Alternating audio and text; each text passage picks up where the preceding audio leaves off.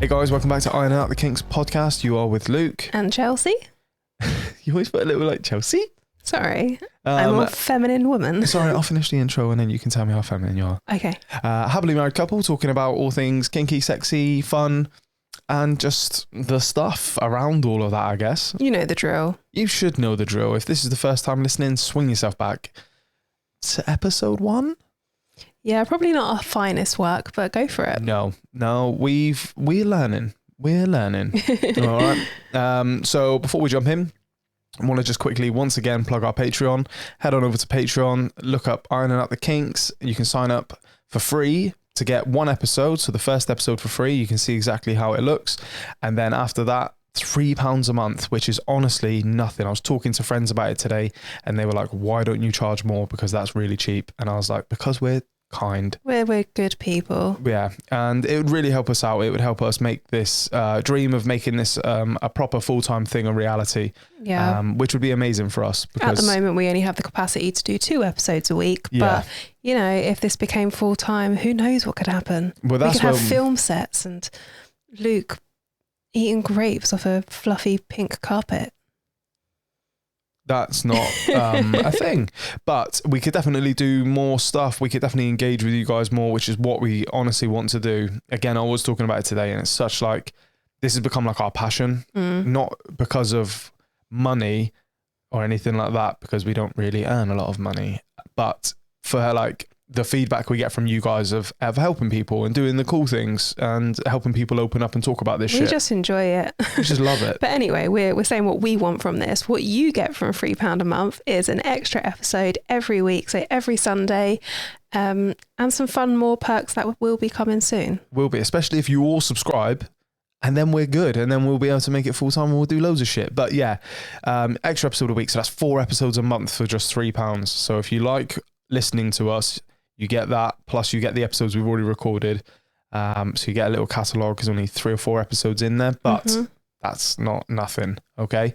And let's jump into it. I think that's the end of me shaking my tits for some tips. What we got? So before we go into our normal kind of episode, there is something I want to talk about. Okay, is this like a confession or something? No. Okay. This is someone I have been having the pleasure of doing a little bit of research into and finding a lot about this individual. Their name is Kevin the Carpet. So this is the person that you wouldn't talk to me about when I was like, this is a person in our Instagram DMs. And you were like, shut up, I'll talk to you about it on the episode. And you know how much I fucking hate waiting for things. Like, okay. Just talk to me about context, Kevin. You got pretty annoyed at me as if I was like having an affair No, or I wasn't. something. Absolutely. If I thought you were having an affair, I'd flip a table or something. It'd be way more dramatic. I'd scream. So, I believe we've covered kind of squishing and trampling kink before. Have we? Yeah, kind of like lens into the microphilia kind of stuff. Right, yeah. All kind of legs off of each other. Mm-hmm. So I want to talk to you about this guy who's well known in New York kind of club scene. He is called Kevin the Carpet, and he's even had interactions with celebrities, believe it or not. So like Avril Lavigne, Madonna, and Lady Gaga even spoke about him on an interview, which I actually remember listening to years back. I remember this. Yeah, so her interview was something like she was talking about when she first started like booking club gigs before she became famous, and she said at the bar there was a man laying down at the bar and he was being stood on, and she was like, why is there a man at the bar? And they was like, oh, ignore him, that's Kevin the Carpet. I've heard of this guy. Yeah, exactly. And for whatever reason, I thought I'm going to do a deep dive on this guy the other day. And yeah, this is what I found out. So if you haven't already gathered, he likes being a carpet. You'll find him laying in busy areas by doorways or at bars where people will just naturally step on him. Sometimes he's just laid there, fully clothed. Sometimes he's wrapped up in an actual roll of carpet. Yeah, that's what I heard. Yeah. I heard this on another podcast. Did you? Yeah, you've spoken to him. We'll get to that. Okay. So he has actually been doing this for decades as well. Mm-hmm. He's been going back a long time. So I have reached out to him to see whether he'd answer a few questions for us, but he has not responded yet. However, he has sent my personal Instagram a follow request. So I maybe... He wants to get walked on by you. I appreciate that. I get it. May be able to update you guys a little bit in future episodes. I've put a bunch of questions out to him and hoping he'll respond, but we'll see. So I've done a bit of a deep dive anyway in if he didn't answer the questions to get a little bit of an understanding of what he is. And from what I've gathered from the very small amount of people he has spoken to online, it's not actually a fetish or a kink for him. He does this as more as a kind of like performative act. Mm-hmm. He enjoys the arts. I even saw something that he got a some kind of performative art grant to do this as well. Okay. This is just what he enjoys. And, you know, I might be just spouting hearsay here, but he comes from a kind of a wealthy family. He doesn't work. His accommodation where he lives paid for. He literally just does this as he enjoys the scene. He enjoys the act of it. And he doesn't even have a foot kink or anything like that, which is quite interesting, I find. Yeah. Whether that's true or not, we don't know. So, yeah, he said this isn't a sexualized kink for him, but I have seen some videos of a carpet kind of, I say carpet as in a person carpet, laid out on the New York sidewalk during the day where just normal passers-by and pedestrians are walking over him. And I was like, I don't like that. So I done more of a dive into it. Turns out there's actually several carpets in New York and they've all got a bit of beef and rivalry. No. Well, like, don't be on my turf. Kind of, and they all kind of do it for different reasons. So there's another one called Giorgio, the human carpet, he calls himself. And now he does do it for a sexual kink. And there has to be a sexual thing to some of this. Yeah, it's a kink for him, it's sexual. And again, I don't know whether this is true because you kind of can't tell who's laying in the carpet. But it's said that he's the guy in these videos. Oh, okay. Which kind of starts like going into the area of non-consensual. He's laying there getting off on the fact that, you know, a mother and daughter are walking over him coming back from the bakery on a Tuesday morning. Is this something we should be talking about? Well, no, that was more me like going on the rivalry. This is purely focused on Kevin. I like Kevin's story. He seems fun. Okay. I believe Kevin's come out and said that this rival guy, it cheapens his whole message and his whole experience and his whole enjoyment. So it's all hearsay at this stage. So honestly, I'm hoping I hear from him. Yeah, I would like to know more, but I feel like there's got to be even just a play on power dynamics within there, which may not necessarily come out initially as sexual, but that's still embedded within sexuality. Well, that's it. That's the nice thing about power dynamics is they don't have to always be sexual. It can just be where you feel your comfort, where you feel you like flow naturally and easier in life. Sorry if I'm saying words weird. I do have a sore throat still. Shut up, you're fine. Which is where I think Kevin's probably does kind of tie in, but him especially. I don't know about the other guy because I haven't found much online in such of a social presence about Giorgio, but Kevin, he gets booked for events, he gets booked for club nights, he is friends with local kink and gay and all that kind of scene clubs, and he just gets booked to lay there at the bottom of the bar and get walked on all night. I would like to know more because I can't see the artistic side of it unless it was like you were doing some performative stand against like people ignoring homeless people or something like that. I get that, but to just go, it's art, please walk on me.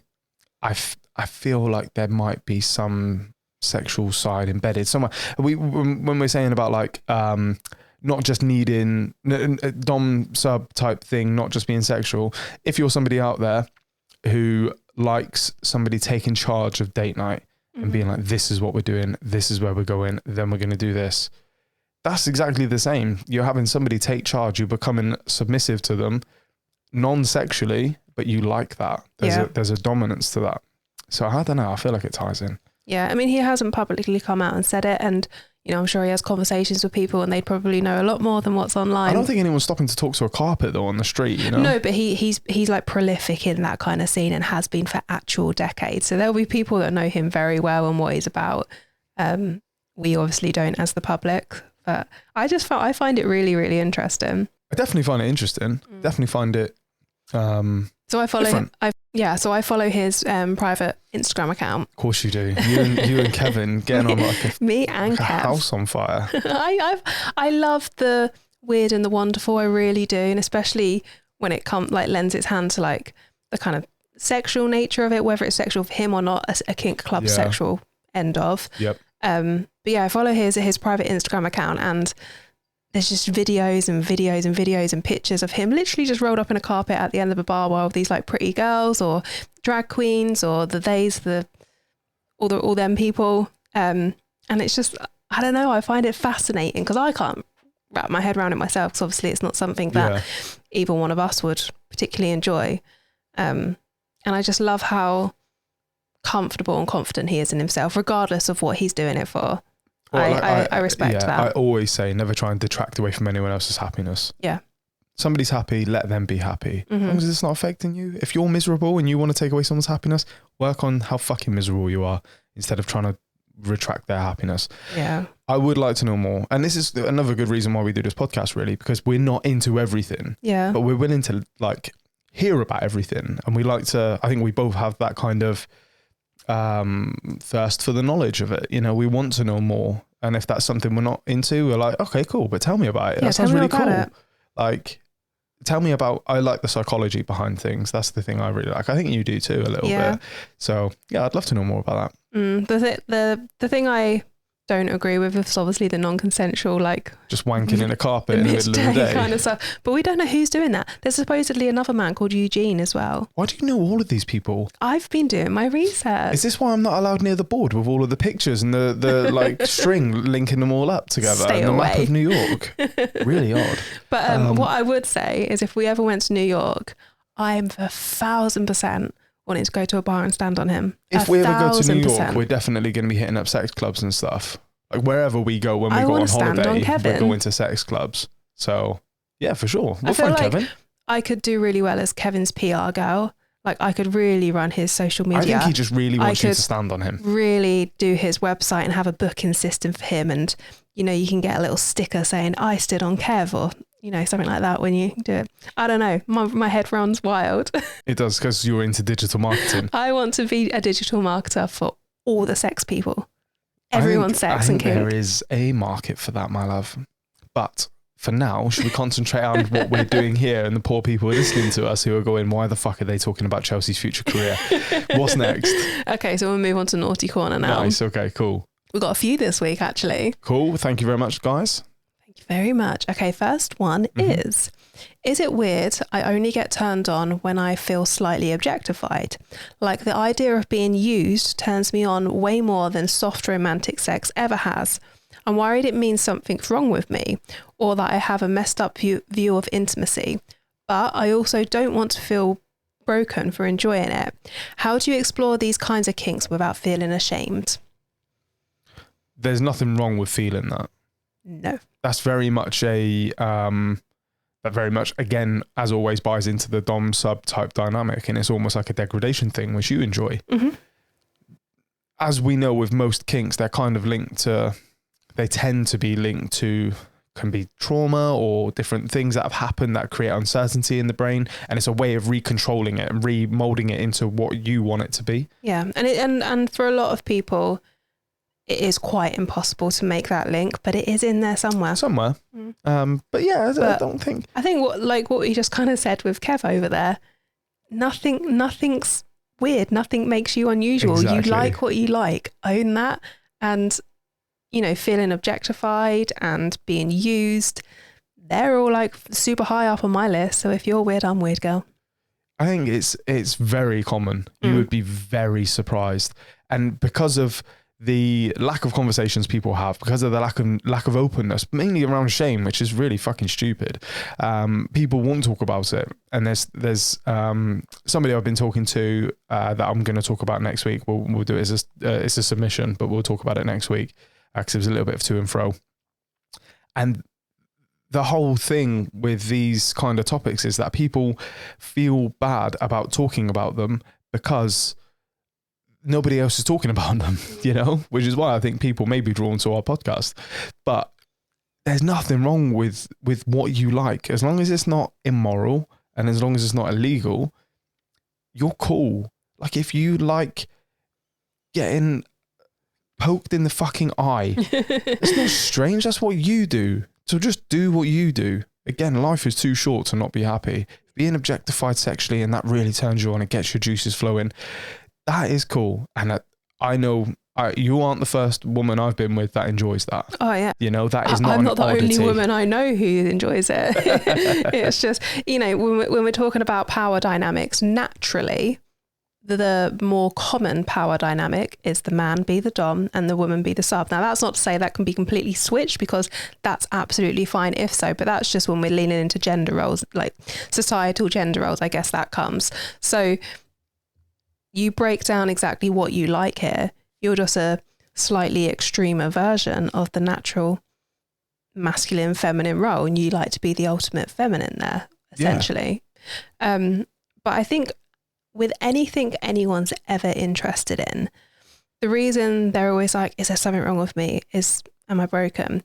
It's because of society. Yep. And the whole reason we started this podcast is because of that, is we want to break down taboos. And, you know, take it back 2-3 years ago when we would have been speaking to people about the stuff that we're into, it was very much like, oh, not thought about that. Oh, that's different. That's weird. Yeah. But the more we've spoke about it, look at this whole community of people that have come out and gone, yeah, I like that too. Exactly. And don't be ashamed of feeling and loving the things you do. Express them, talk to your friends about them. Maybe it'll open them up to being more open as well. I think a lot of people will, you get the raised eyebrows. When I used to talk about what we were into, I remember the exact moment I was like, I want to talk about this more. And I remember the person I was speaking to, which so coincidentally is the person I was speaking to today. By chance, bumped into this person, haven't seen him in a long time. But there was no malice. There was no like judgment per se. It was just raised eyebrows and like, really? Because they never heard that before. Yeah. You know, it's not them just going like, well, that's fucking disgusting. It's them going, really? You actually like that? Mm-hmm. It sounds like a judgmental tone, but it's kind of natural, inquisitive. What? But it is judgment at first, because whenever you're presented with something that you know nothing about, or you're confronted with that makes you feel uncomfortable, your first emotions to come out are defense and resent before you get to a little bit of acceptance and understanding. And then, I'm cool with it. So that's totally normal for people to be like, oh no, not for me, not interested in that. But the more you speak to them about it, they're like, all right, cool, I like you're into that. This is more comfortable to talk about. Yeah. And the amount of people that haven't been into something necessarily, and then we've spoken about it, and they've said to us, "Oh, I tried that." I gave that a try. Actually, it's a bit of me, you know. And you're like, "Cool, I'm glad we could do that." So, the long way around of what we've just done there is taken a long time to answer a question, which is there's absolutely nothing wrong with you, and you should never ever feel like you do not deserve to feel your pleasure how you want to feel your pleasure. You feel your pleasure like this, you enjoy it, it's good, it's consensual, it's safe, it's fun. Fucking do it. Like, do it, you know? Happy? Yeah, I'm happy. Don't give me that look like, hurry up. We've got a lot to get through, I think. Although we're probably going to be like half an hour into this and be like, right, we're done now, guys. Yeah, well, we're getting close. Okay, so I need you two to help me make sense of this, because I feel like I'm in a permanent state of horny regret. Okay. Why does sex feel so much better with people I absolutely should not be sleeping with? Ooh. I'm talking exes, toxic situationships, emotionally unavailable men who give me nothing but a good dicking and an existential crisis. The sex is always insane, like throw me around edge of a breakdown level of insane, but I always end up feeling a bit hollow after. Is it just the taboo that makes it so hot? And more importantly, is there any way to recreate that kind of chemistry in a healthy, stable relationship? Or is that just not how it works? Love the podcast, by the way. I feel if anyone's going to call me out lovingly, but truthfully, it's you two. Right, first of all, I'm going in hard. No love, no truth. I'm just going to tell you lies and be horrible to you. No. Do you want to answer? Do you want to start with this one?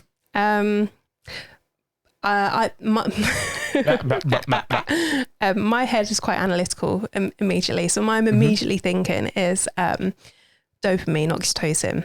Okay. You're doing something you shouldn't be. You're doing something naughty. It's giving you that adrenaline rush. So the taboo. Yeah. That's why it's probably making you feel so good. Mm-hmm. And then to answer your question, can you have that in a healthy relationship? Hell fucking yeah, you can, but buddy. you need the right person. You need to be emotionally and sexually compatible.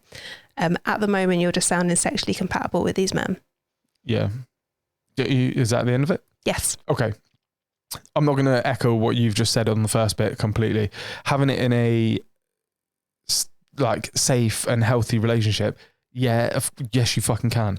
The thing for me is laying out the roadmap for the man, sitting down, having that non-sexy, sexy conversation, as we always say, sitting down and going, listen, I've got like a red flag thing that just makes me wet.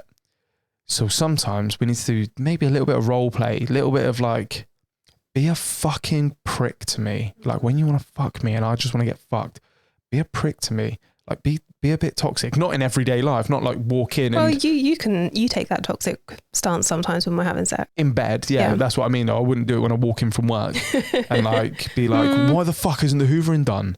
Fucking so lazy. Are you sure? I mean, some days I'm busy now. But when you're in bed having that thing of like becoming... He kind of needs to be that person who will... The cocky, ego-driven bloke, yeah. Become the fuck boy almost and be like, yeah, you fucking love it, don't you? Look at you. Look at, like, you're just fucking putty for me and look, you're pathetic. And then that, you know, or whatever it is for you, but you need to lay out the roadmap for the man and be like, this is what it is. And like Charles said, they completely need to be sexually and emotionally compatible. You need to have that aftercare so you don't have those existential crises afterwards. And if it's somebody you want to be happy and safe with, you don't want to sit there and go, fucking hell, he was quite good at that. Is he actually thinking these things? You need that aftercare. You need that cuddle, that little bit of love, that little bit of like, we're cool, we're good. It's you and me. All right. But yeah, I think it's that thrill. It's that taboo. It's that like, I shouldn't do this. It's all them good hormone rushes that you get in. That's what it is. It's probably a big adrenaline dump as well when you're like, I shouldn't do this. You said like dopamine and... I said adrenaline. Oh, did you? Whatever.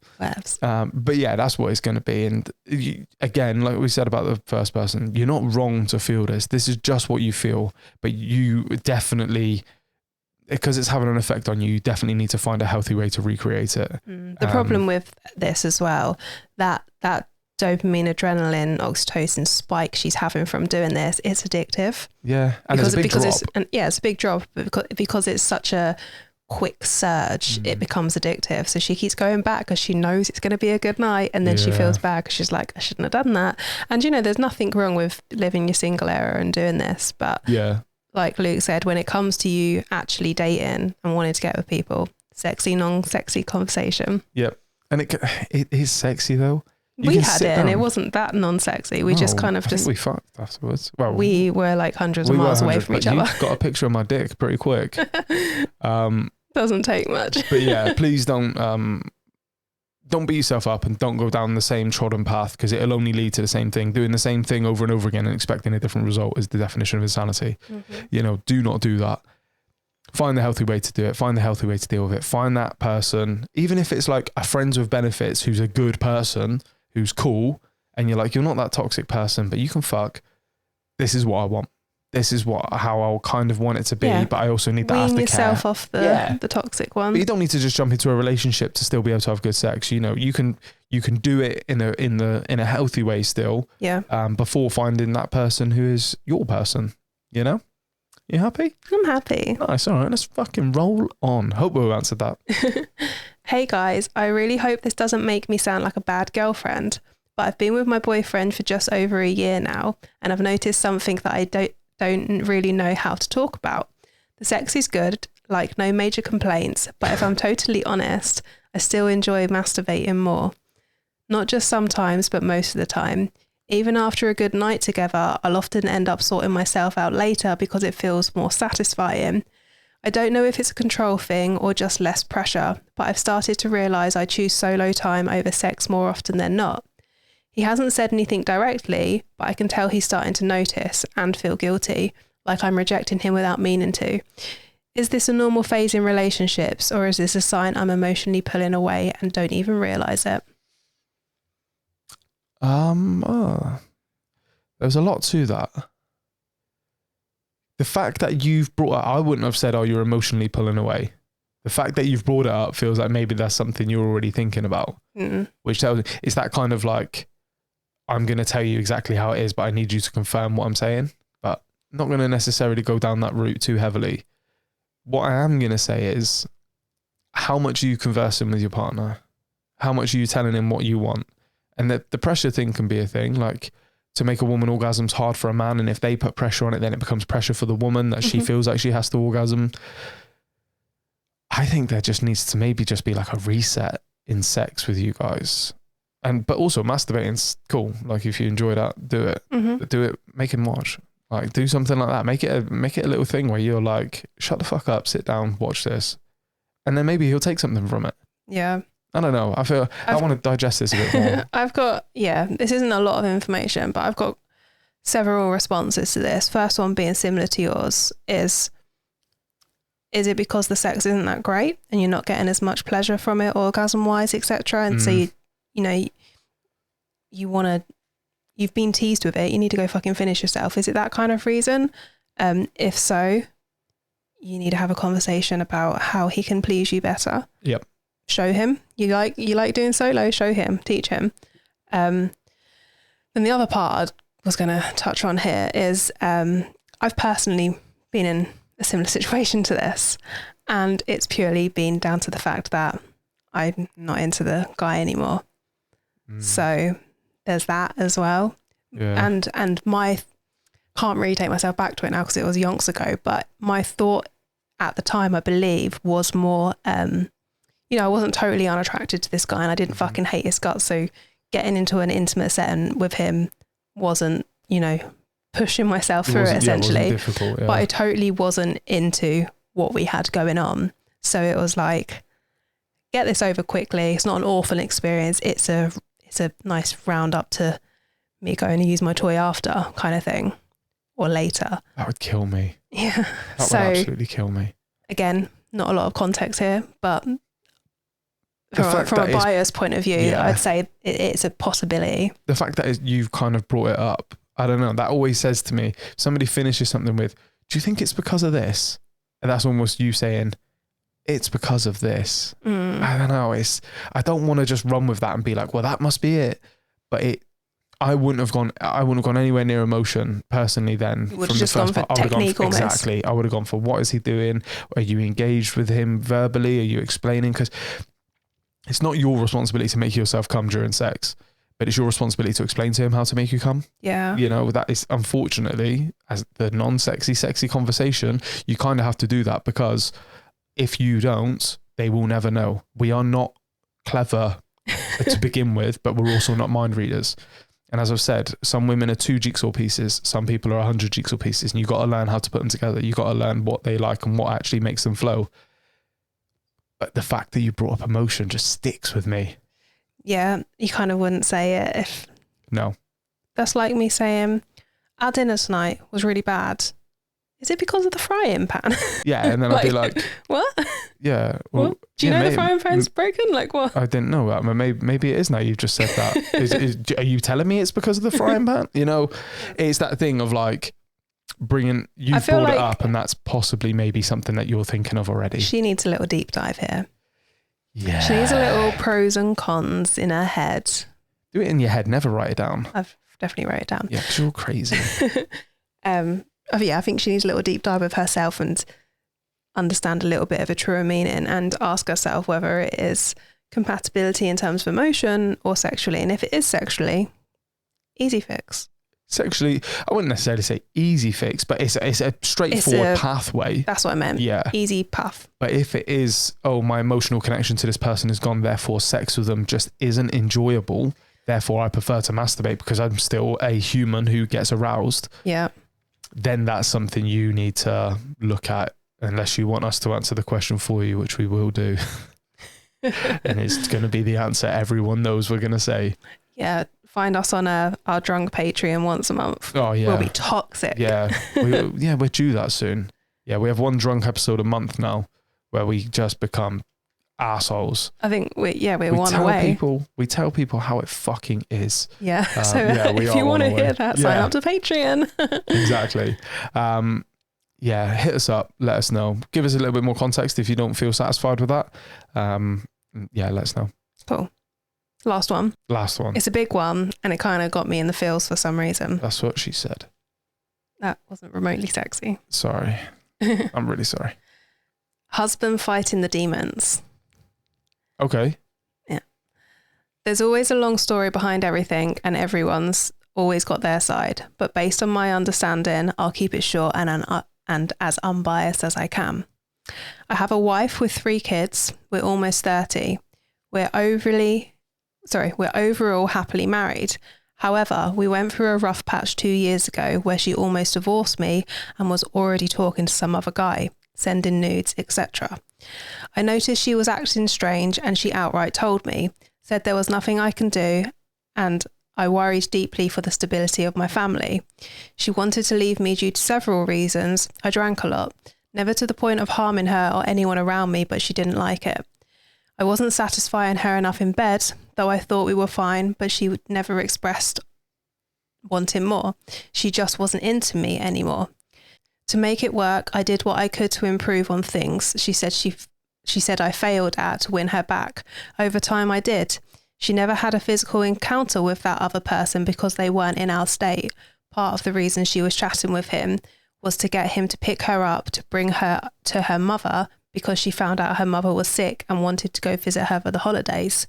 We had just made that trip, so I said no and wasn't as empathetic as I should have been. So in order to win her back further, I decided to move my whole family back up to be closer to her mother to support her during her final years. Initial terminal time frame was 3 years. It's been 4 now. She's still fine dealing with health problems. I'm not really sure what's wrong with her, but I digress. After moving back up and doing what I can to improve at everything including sex by incorporating a dom role and some role play toys, etc. I've always been freaky, but I guess I lost that over time, especially with the kids in the house. There's so much to unpack here to paint a good enough picture for you guys. It's unreal, but now everything has seemed to get stale. She stopped wanting the one very thing she was going to leave me for, sex. And on top of that, she's never been outwardly affectionate. I've always been the one initiating physical interactions of any kind. And despite me communicating that to her and despite my own unhappiness, I didn't want to split my family apart, so I fought for her and buried my emotions and needs for the most part. But now being home with the kids all the time has really put her in an overall sour mood, and I understand how she feels. She feels as if her life is going nowhere, and I do all that I can to help, whether it's cleaning, cooking, taking the kids for a while, massages, buying things she likes, doing nice things without being asked, etc. I just feel kind of inadequate and unappreciated. I'm doing what I can to be understanding of her, but recently one of my co-workers has shown a certain desire towards me, telling me she's ready whenever, despite knowing that I am married, she doesn't seem to mind. It's easy to do it and get away with it, and part of me feels like I want to do this for revenge. I was happy where I was and I hate where I am, but I did it all to be a good man, yet I'm miserable. I'm working hard to fight these demons. Sorry for the long story, there's so much more, but I guess this is the gist of it. Thank you both for the laughs and advice. I've learned a lot and I'm actually watching from episode 1 up. I'm on episode 18, but we'll check in on the newer ones in case I get a reply to this. Thanks again, love you both. Thank you for the nice words at the end. God, that one's like... Yeah, that's why it got me in the feels. Yeah, there's a lot to that. Okay, God, there's a lot. Number one, the reason why she was going to leave you those years ago wasn't just because of sex. There was a whole load of reasons, and you've done, by the sounds of it, fucking incredible to pull that back, and that's amazing. What do you think going and fucking your co-worker is going to do? That's it. And if you and your wife, and we'll get into, well, from my point of view, we'll get into that thing in a second, but if you and your wife break up, okay, the kids will see it as mum and dad didn't love each other anymore, and we move. That's not great. It's not ideal. I understand that. As a dad, as someone who's been a weekend dad, it fucking sucks. I get it. But if you are the dad who cheated, that's what I was about to say. You will forever be the reason. Mm-hmm. You will forever be the reason. And that is no bueno. That doesn't work. All right. So what I'm saying there is you've been accountable for your actions. just because you feel like it's not necessarily worked doesn't mean you can fucking stop being accountable for your actions. This is it. I think what he said there is if part of him feels like doing it for revenge, That's dumb. obviously, yeah, dumb decision, but you can understand where that's coming from in him saying that he essentially is building up so much resent here. From the sounds of it, we've only got one side of the story, but from what he said, he's trying, he's doing as much as he can. He's working for the family. He's moved here his entire life to be closer to hers. And it's not been a couple of months, it's been 3 years. That's a long time. 4 years. Oh, he said 3. I remember that. No, the prognosis was 3 years. Oh, sorry, yeah, 4 years. Even more so. And he has completely changed his life to make her happy. And now he's at the point where he's getting no affection, no sex, none of the fundamental love languages that you need for a relationship to be good. Okay. So I can understand the resent he's got behind him. I'm not saying obviously cheating is ever a good idea. That's a very bad idea. But has he asked why his wife's not happy though? Because it feels like he's kind of unawares. And maybe there's always a reason somebody's miserable, and it may be because they're miserable. But it sounds like, again, something's happened. There's a stagnation. There's something. And it may not be your fault. And I'm going to go kind of cavemanish here, a little bit primal. Mm. But the thing of like, I do this. Sometimes it's just, you've just got to be the man in that thing. If your wife's fallen down, you don't just fall down as well and go, well, this is shit. Sometimes you've got to be that person who picks them up. And the same when it's the other way around. Like I've had like fall down, not necessarily towards our relationship, but you're always there as like a stronger person to pick me up, and I will always try and do that for you. And that's what I think maybe she needs right now. Being at home all day with the kids, that's got to be tough. That's got to be hard. And then also she's watching her mum die. That's got to be fucking hard. She's probably not in the best place. She sought affection from somebody else. You decided to move on with that. You can't then continue to harbour those feelings. I get why that would cut me deep. That would be something I don't know if I could move on from. Listen, I get what you're saying. Okay. I love it when we disagree, please. For whatever reason, I'm sympathising with him more here than her. Because you say, they got... I don't sympathise with her, sorry. Hang on. Shut up, Luke. I'm speaking. No. From what he said here, they've got 3 kids together and they moved 4 years ago. Now, reading the way he's wrote this, the timeline sounds like when things started to go sour, her mum was already ill because this guy was going to take her to be with her. Okay. Okay. During that time, she said, I want to improve on our sex life. I need you to be more of a dom. Yep. He's adapted to the dom role. They've been freaky. They've done role play. They've done toys, all while her mum has been ill. So I think fair. Using the reason for children and the mum being ill because she's got a lot on her plate isn't totally just, because she's been called doing it before. He hasn't given much insight into the conversations they've had more recently as to why this stuff's happening. It's more been the previous conversations and then what he's done to make that better. I mean, plain simple question. Have you spoke to her about it now? Have you asked her why we're not having sex now? I'm sure he has. He might not have just disclosed that with us.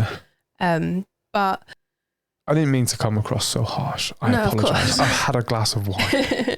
I think, relationships aren't 50-50. They just aren't.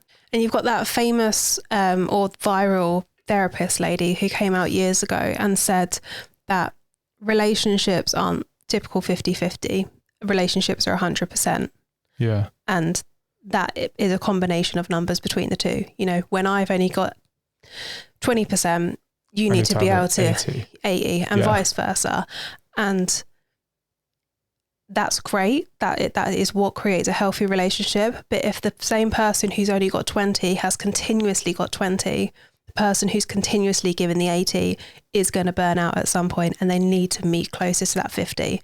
That's what a relationship is. You see when someone's completely burning at both ends. And maybe she needs a little bit more sympathy for him here, because she could be in a bad mood. She can be struggling in life. And she's completely allowed to have that. And amazing for him to step in, where she is unable to. Yeah. But this sounds awful, but you can't be that pity party for yourself constantly and expect everything around you to stay afloat, especially a relationship. So that conversation needs to kind of happen on, I'm doing my all, but I need something back from you, just a little bit. Whether you need to reignite that spark again with once a month date nights, or just like, you know, having a cuddle in bed before you go to sleep, just them small little things you can do. It doesn't sound like she wants to be affectionate. No, this is more like bigger picture of how to initiate a spark that isn't completely sexual. But you need to have that brutal, honest conversation. And at the end of the day, you've been together a long time. You've got a big life together. You've got 3 kids. You should be comfortable enough to give each other harsh, honest truths and be able to take it. They're not even 30 yet, though. And that's not me trying to be belittling of age. Yeah. You've got a whole lot in quite an early part of your life. My question is, do you want to... I know you say you don't want to break up the family and you've tried so hard, but is it reaching a point where now you're pulling away and you're being like, now someone else is giving me attention similar to what happened to her, not doing it for revenge? But like I said before, if you're the person who walks away because the relationship isn't working, that's tough, but that's better. If that's okay, if that's where you're at, if you're not willing to give up, then you need to find a way to fight for it. And that isn't by fucking your coworker, as tempting as that can be, as like you're in a bad place at home, being at work may be a bit more comfortable and a bit more exciting and a bit more fun, and home is not. You'll only ever be the person who destroyed the family. Yeah. You just always will be. And that's that. But if, like, you know, flipping it around, the co-worker is a great person and you and her are incredibly close and you have this connection with her and you like, my home life is not this, and this is what I want. And she's like, we can be together. It's like, then you need to make that decision. You need to be that person who's a responsible adult in this and be like, that's what I'm going to do. The uncertainty and I don't want to say it's not flip-flopping, but like the like, I want more from her, but also I'm getting something over here. And I don't know, for me, I'm just like, you've sometimes just got to hit the nail and be like, this is what I'm doing. Pull the trigger. Yeah. You just got to pull the trigger. Sounds like you're in America, so you definitely understand that analogy. But yeah, that's how I see it. Man, you know, we can only give our advice as the way we see the world. But yeah, what I would say here, if you're listening to this and you're comfortable enough, give us a little update on where your conversations are at. Yeah. At present, because we've got a lot of context on to kind of what happened 3-4 years ago, but let us know what your conversations are having now, and maybe we can give a little bit more insight. Yeah, I think knowing more would be great, and I would really like to help you. I think it's a really hard place to be. It's a really tough place to be. I completely understand that, but I don't want you to do the wrong thing.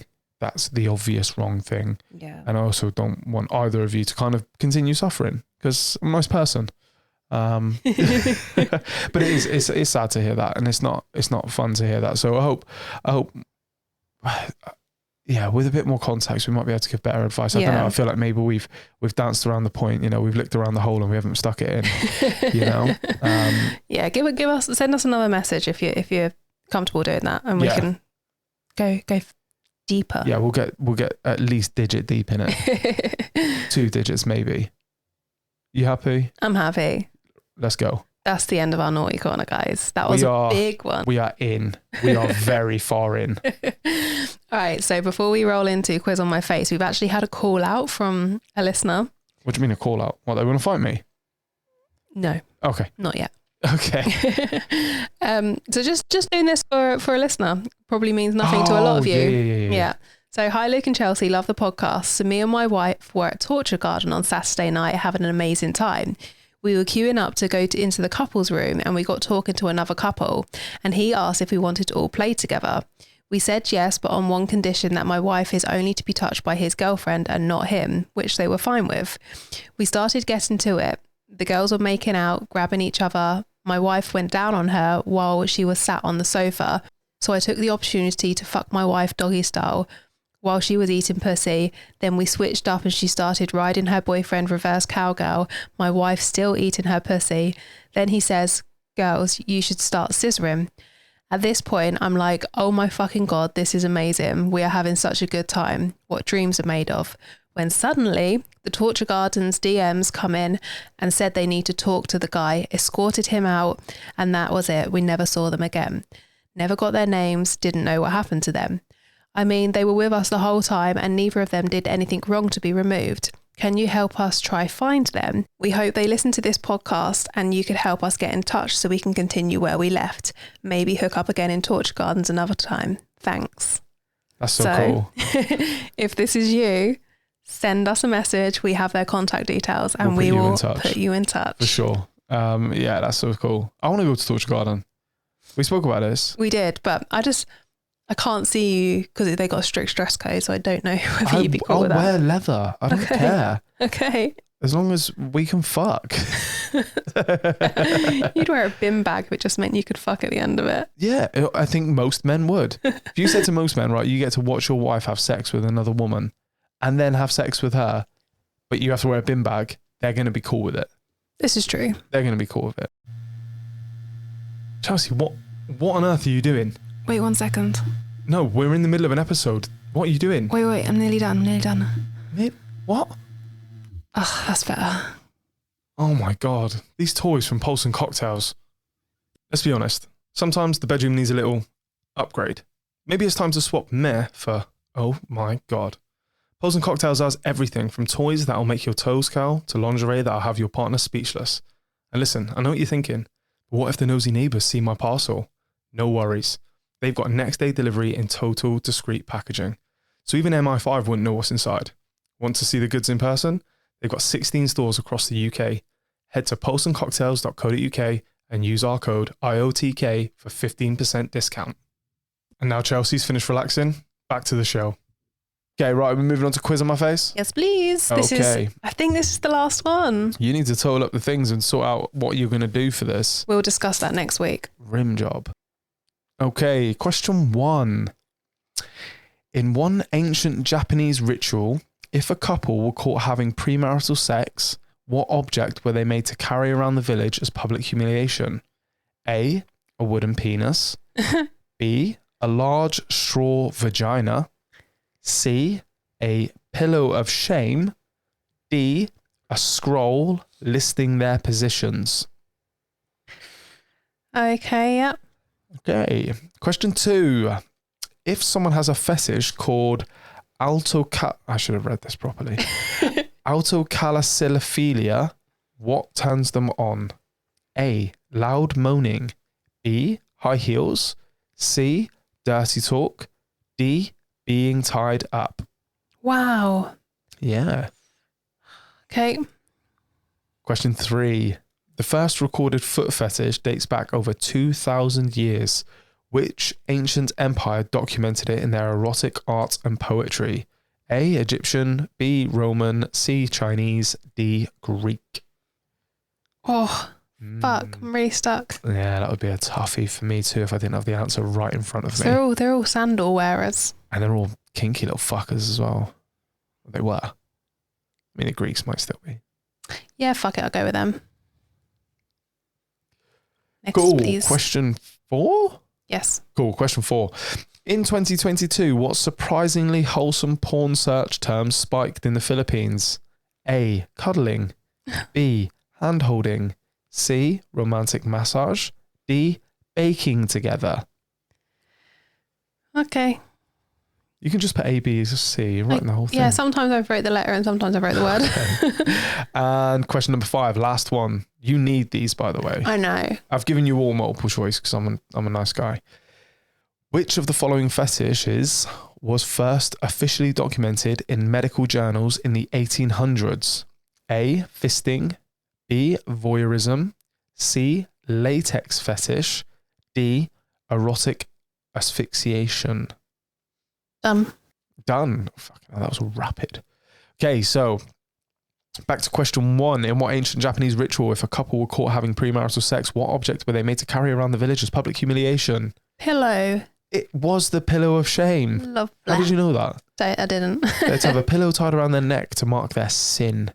Think slut shaming meets fashion. Well, do you know where my head went with that? Go on. Because in a lot of like camp fashion, high fashion. Uh-huh. They do pillowy stuff. So I don't know. That's where my head went. That's okay. Cool. Question 2. If someone has a fetish called altocaliciphilia, what turns them on? C. Dirty talk? Yeah. Incorrect. It is high heels. Interesting. Cool. Question 3. The first recorded foot fetish dates back over 2,000 years. Which ancient empire documented it in their erotic arts and poetry? Romans. No. Oh. It's the Chinese. Oh, interesting. Yeah. Around 200 BC. Pretty wild. Fair enough. I wouldn't have got that. No. In 2022, what surprisingly wholesome porn search term spiked in the Philippines? Cuddling. No. Fuck. Romantic massage. Oh, bastards. Became one of the most top trending searches for the entire country. Interesting. Which of the following fetishes was first officially documented in medical journals in the 1800s? B. Voyeurism. Yeah. Correct. Ha ha ha. I got First 2. labelled as a disorder in the 1890s psychiatric literature. Long Love before the that others for were even us. named, but I guarantee they were being done. All right. I'm gonna tot up the scores, and next week we will have to do our forfeit. Punishment. Yeah. Sexy. Okay, what's next? So it's what you like. Oops, wrong hole. It's Oops Wrong Yes. Hole. I should know this by now. You We've should know done a this. lot of this. All right. I'm just gonna roll through them because I think we've got. We've got 3, but 2 are very big. Okay. We have been recording for quite a while. Right. Was at my ex's house in the countryside, and her mum decided she needed to go to the shop. About 15 minutes drive from the house. We thought, 30 minutes, let's get to business. Ran down to her room and she went down on me. Obviously enjoying myself, I thought I heard a knock on the bedroom window. It was her mum. The ex didn't hear the knock, but her mum saw her little girl with a mouthful. Oh my God. Needless to say, dinner was awkward. Oh no. Oh, that's just not how you want to see your child. Why did she come back? Why did she go to the window? I know. Maybe she did want to see it. Maybe she was hoping she was going to see pre-blowjob dick. Maybe she had a thing for the boyfriend. Stop it. God, that would kill me. As a parent, I'd go to my room and not come out. Ever. Ever. Well, you guys have the house. I don't give a fuck. I'm burning this shit down. Right, so we're mid-session, right? Things are getting intense. I'm behind her doing God's work and she's bent over like a yoga instructor with something to prove.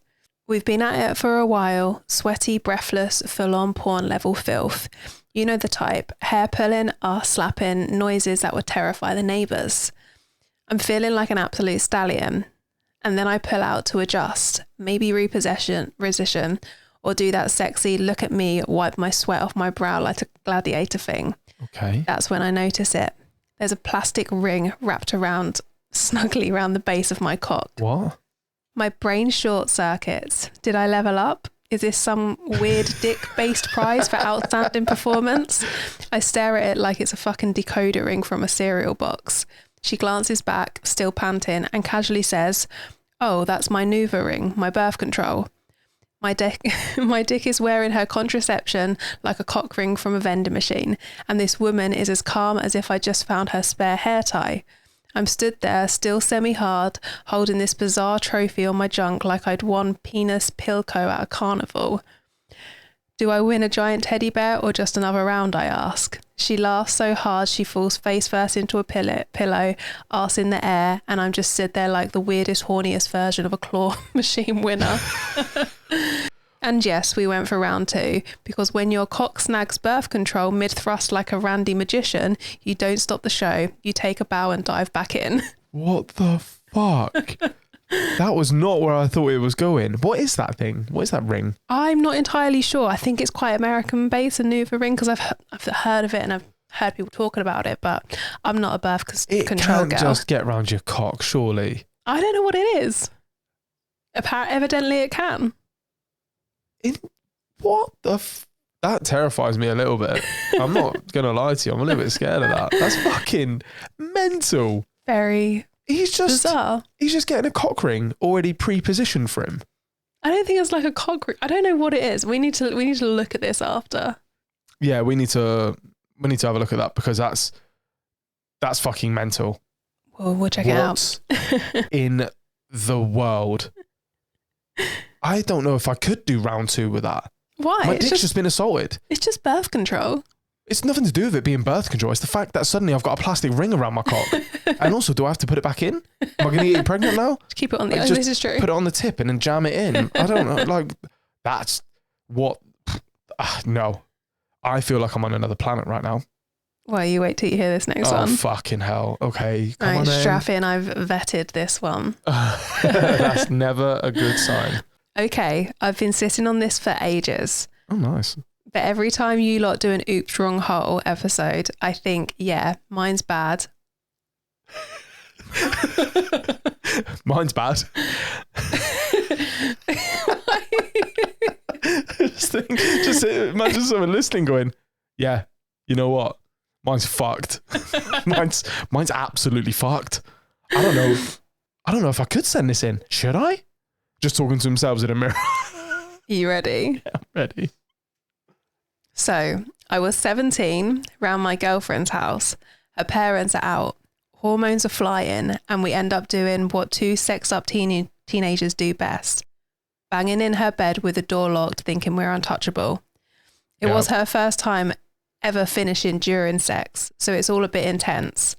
I'm standing there feeling like some kind of shagging god when suddenly we hear the front door. Her parents are home. Footsteps on the stairs, handle jiggling. We panic. And in the chaos, she lurches forward and shits the bed. No, what? Like actually shits. A stress poo, mid-orgasm, right on the fucking sheets. She screams, bolts to the bathroom, locks the door and leaves me bollock naked, standing in the bedroom that now smells like death and bad decisions. Oh my God. Then her dad, who I swear I'm not making this up, is known as Tree Stump because he's short and built like a wardrobe, starts banging on the door, yelling. And I know in that moment I am dead. But instead of telling the truth, I go full method actor and I sit in the shit, rub it on my boxers. Shut up. No, you don't. I rub it in my boxers, smear a bit, really commit. I open the door like I'm in pain and just say, I'm sorry, I think I've had explosive diarrhea. Dead fucking silence. His wife peers over his shoulder and sees the crime scene on the bed. Oh my God, there's poo everywhere. Tree Stump looks like he's going to faint. I kept my face straight like I've just fought off the worst stomach bug of my life. Then they ask why their daughter's locked in the bathroom. I say, she ran in and threw up when she saw it. I was just trying to clean up before you came in. And they bought it. They genuinely believed I'd shit the bed mid-hangout with their daughter. What the fuck? And their daughter was just caught in the crossfire. We didn't last, obviously, but I will take to my grave the knowledge that I faked a full body poo emergency to escape the wrath of a man named Tree Stump. Stop calling him Tree Stump.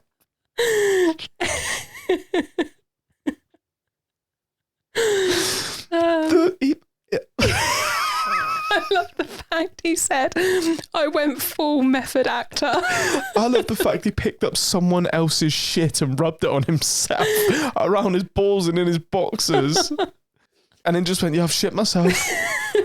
The reason... Just imagine like a crayon. How does she shit herself? I have no idea. Hey, a lot of girls have stomach issues. I don't want to be here anymore.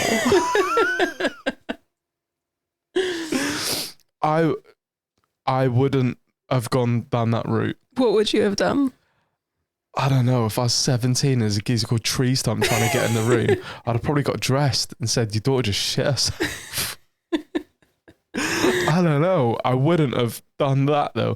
The reason they bought it is because it's so fucking stupidly unbelievable to be a lie. Yeah. You wouldn't look at it and go, well, he's lying. He's lying. They've obviously had sex and she shit herself. Oh my God. I fucking love that. Thank you so much. Yeah, mine's bad. Yeah. Yeah, it is. Yeah, it fucking is. That's one for the books. Holy shit. Oh, Are you hot all of a sudden? Yeah, I'm fucking boiling now. I'm sweating. I don't know what I'd do if I ever met Tree Stump.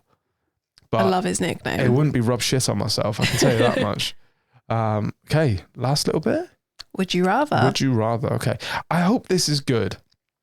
I thought this up earlier and I was like, yeah. Now I'm reading it though, it might be shit. So if it is, whatever, I don't care. Unless you're paying for Patreon, you don't pay me to do this. I do what I fucking want. It's the glass of wine talking. Are you I'm ready? Sorry. I'm ready.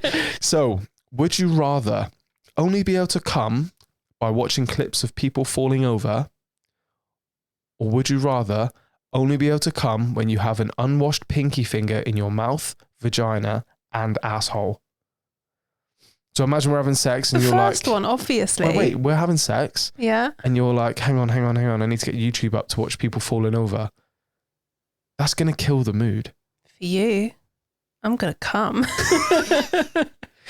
Yeah, but you could also be like, all right, put a pinky in my mouth and asshole. I'll just put a MetaQuest set on my head. You haven't got to look at shit. I don't want to have sex with fucking RoboCop, you know? No, what? You've got to think about these. I don't want an unwashed pinky in my mouth. The mouth is the problem. Yeah. No, and the vagina, because it'll set off my pH. Okay, what about a washed pinky? Who's washed pinky? Mine. I You hope don't you're have only having three. sex with me. No, one of them's got to be yours. That's why it was 3. Do you see what's clever there? I see. Because otherwise, and it also means you can't masturbate. But then how are you fucking me if I've got a pinky in my... You just slide it in alongside my cock. Yeah, that's going to... I might as well sit on a watermelon. My dick plus a pinky is not a fucking watermelon. Close. Well, maybe. You guys keep sliding in our fucking DMs about OnlyFans. Yeah, Maybe I'll show you. I'm choosing the first one still. So Just a little phone over your shoulder. I don't... What was that? That was like me getting banged. Getting railed. Yeah, It like wasn't this you over on your top shoulder. because... Or just lean it up on the pillow and I just peer across. I don't want you to watch I'll put it videos. behind It your has knee to be on loud as well. to hear With what like sound thud. effects. Yeah. Like, just, yeah. Oh yeah, I'm choosing the first one. Well, you choosing the second one? Yeah, probably. Recently, for probably the last like 4 months, I haven't come without your toes being in my mouth. It's just true. So I'm fine with you putting a pinky in my mouth and I'll put one in my asshole. Like, I don't care. But the thought of you being like, oh, like, I'm so close. And I'm like, hang on. Look at him. Look at us. He just fell over. What? No, that's not cool. No, I'd go for the second one.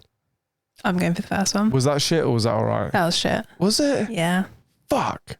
I actually thought it was quite good. Maybe we need to get some listeners to send us Would You Rathers. Oh, that's good. I'll tell you what, our 6 in 9 on Patreon, our first episode of Patreon with They gave our us a listener Would You Carla. Rather. Yeah, Yeah. she fucking nailed it. That was a great one.